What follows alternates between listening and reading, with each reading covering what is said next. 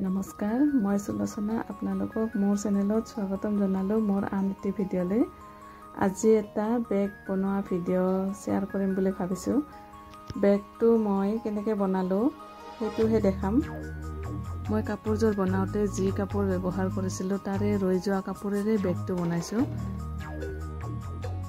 বেগ সাধাৰণতে সকলোৰ লগতে থাকি ধুনীয়া ধুনীয়া তথাপিতো নিজে বনাই লোৱাৰ আমেজেই সুকীয়া যদি চাই কেনে লাগিছে প্লিজ এবাৰ কমেন্ট কৰি জনাব আৰু চেনেলটি লাইক আৰু সাবস্ক্ৰাইব কৰিবলৈ নাপাহৰিব এতিয়া আমি চাও মই বেগটো কেনেকৈ বনালো দেখুৱাই আছো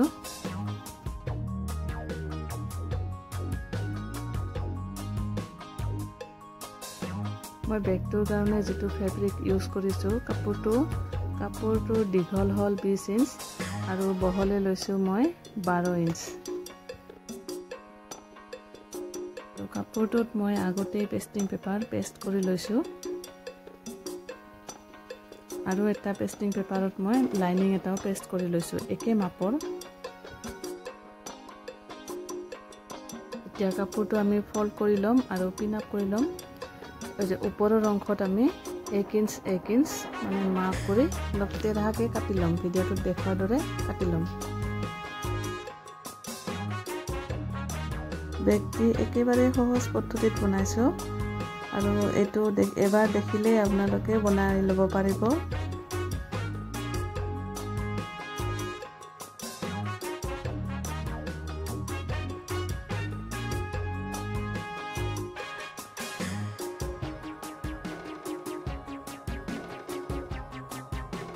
এতিয়া মই কাপোৰটো যি ফল্ড কৰিছিলো ফল্ড কৰা অংশৰ পৰা মই তলৰ পৰা মই 1.25 ত এটা মাৰ্ক কৰিম আৰু যেটো খোলা সাইড আছিল খোলা সাইডটোৰ পৰা মই 1.5 ইঞ্চিত এটা মাৰ্ক কৰিম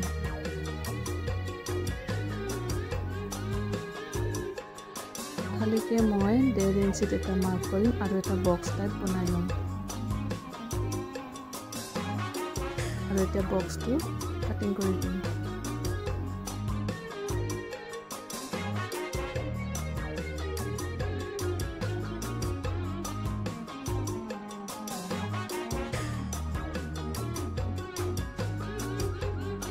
কাটিংটো কৰাৰ পিছত মই যি লাইনিংটো পেস্ট কৰি লৈছিলো পেস্টিং পেপাৰ হেতুটো এটা মাৰ্ক কৰি লম কিন্তু মই ওপৰৰ খিনিহে কাটিম বক্সটো কিন্তু মই নাকাটো হেতু খালি মই মাৰ্ক কৰিহে ৰাখিম জাস্ট কাৰণ দুটা পিস একেলগে কাটিলে কেতিয়াবা অলপ ইফাল হ'ব পাৰে সিলাইত সেই কাৰণে মই নাকাটিলো হেতু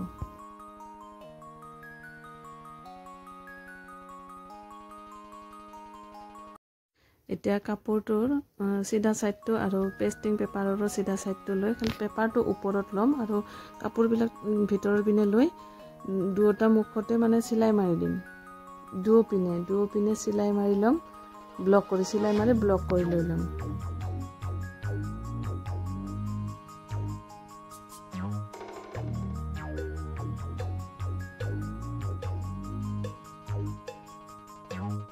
সিলাইটো কৰাৰ পিছত কাপোৰটো উলটাই দিম আৰু উলটাই দিয়াৰ পিছত সিলাইটো ভিতৰত সোমাই যাব আৰু এটো হাতেৰে ভালকে প্ৰেছ মাৰি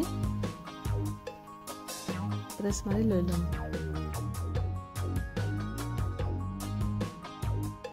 এতিয়া লাইনিংটো আৰু কাপোৰটো দুপিনে সিলাই মাৰি লম ভিডিঅ'টোত দেখুৱাৰ দৰে যি আমি বক্স কাটিছিলো সেই বক্সটোৰ চাৰিও পিনেও এটা সিলাই মাৰি লৈ লম সিলাই মাৰি ব্লক কৰি দিম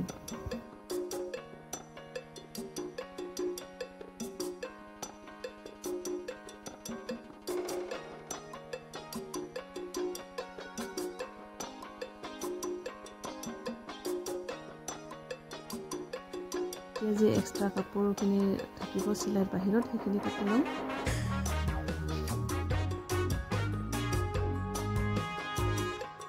বেগখনৰ দুও পিনে এটা মিডিলত মাৰ্ক কৰি লম আৰু মিডিলৰ পৰা তলতো এটা 1 ইঞ্চ মাৰ্ক কৰি লম কাৰণ ইয়াতে মই এটা বেলক্ৰ লগাম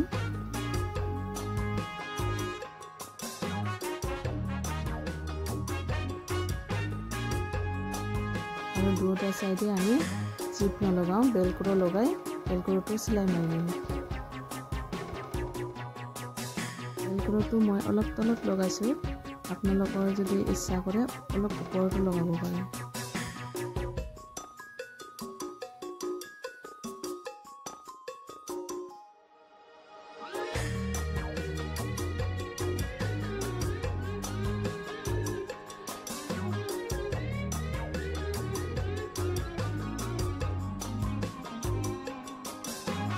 বেল্টটো লগোৱাৰ পিছত মই কাপোৰটো ওলটাই দিম আৰু এতিয়া বেল্ট লগাম। বেল্টটো মই আগতে ৰেডি কৰি লৈছোঁ, সেইটো ভিডিঅ'টোত দেখুওৱা নহ'ল।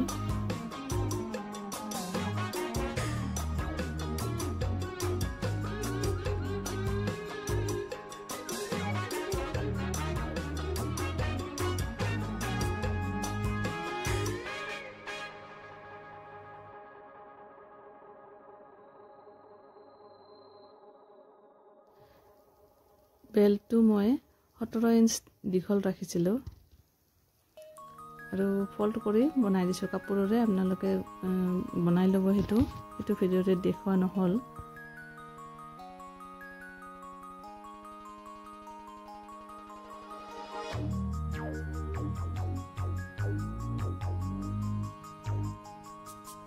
বেল্টটো লগোৱাৰ পিছত আৰু এটা কাপোৰৰ যি মোৰ কণ্ট্ৰাষ্ট আছিলে সেই কাপোৰেৰে এটা বেল্টৰ নিচিনাকৈ বনাই লগাই দিলোঁ, যাতে মোৰ ডিজাইনো হৈ যায় আৰু মোৰ চিলাইকেইটাও ভিতৰত পৰি যায় বা চিলাইকেইটা দেখা নাযায় আৰু।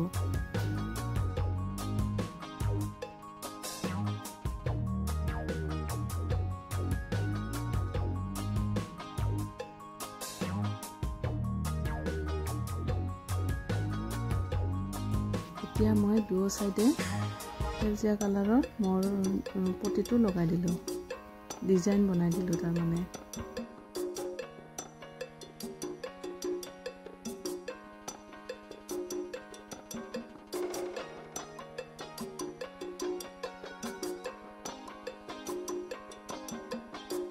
এতিয়া বেগখনৰ দুটা চাইডতে চিলাই মাৰি দিম।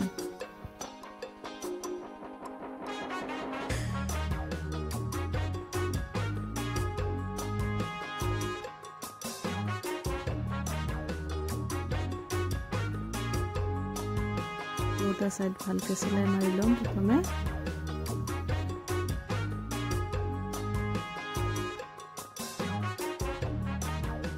এতিয়া দুটা কোণ ভালদৰে মিলাই সিলাই মাৰি লম। আমি যি বক্স কাটিছিলোঁ সেই বক্সটো ভালদৰে মিলাই কিনে সিলাই মাৰি লম। প্ৰথমে পিন আপ কৰি লম আৰু তাৰপিছত সিলাই মাৰি দিম।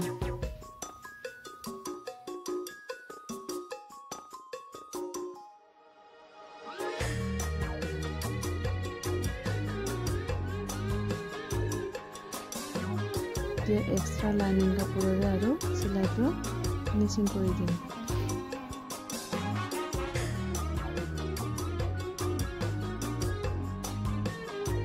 দুয়োপিনে এক্সট্ৰা লাইনিং লগাই ধুনীয়াকৈ চিলাই মাৰি দিম। তেতিয়া চিলাইটো ভিতৰত সোমাই যাব আৰু দেখাত বেমাৰ দেখিব, ভিতৰৰ পিনে বেগটো ধুনীয়া দেখা হৈ থাকিব।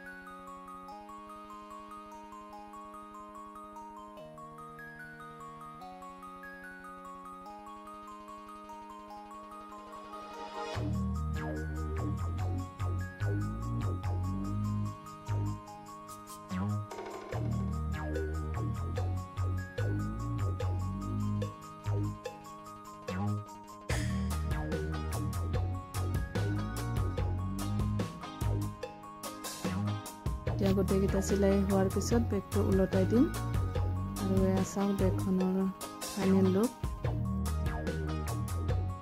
এই বেগখনৰ কোণকেইটা ভালকৈ উঠাই দিব, তেতিয়া বেগখন ধুনীয়া দেখা হৈ থাকিব বা ধুনীয়া দেখা হ'ব।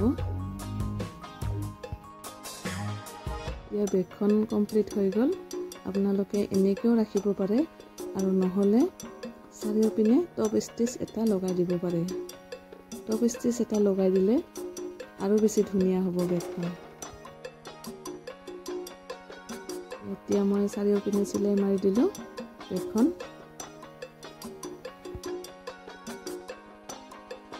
টপ ষ্টিচ কৰাৰ পিছত বেগখন আৰু ধুনীয়া দেখা হৈ যাব। এতিয়া আপোনালোকে জনাব কেনেকুৱা লাগিছে বেগখন। একদম সহজ বেগটো বনোৱা আৰু কম খৰচত ৰৈ যোৱা কাপোৰেৰে এটা ধুনীয়া বেগ বনাব পাৰি। আৰু আজিৰ ভিডিঅ'টি চাই কেনে লাগিল প্লিজ কমেণ্ট কৰি জনাব। আৰু যদি ভাল লাগিছে তেতিয়াহ'লে চেনেলটি লাইক আৰু ছাবস্ক্ৰাইব কৰিবলৈ নাপাহৰিব। আজিলৈ আহিছোঁ, ধন্যবাদ।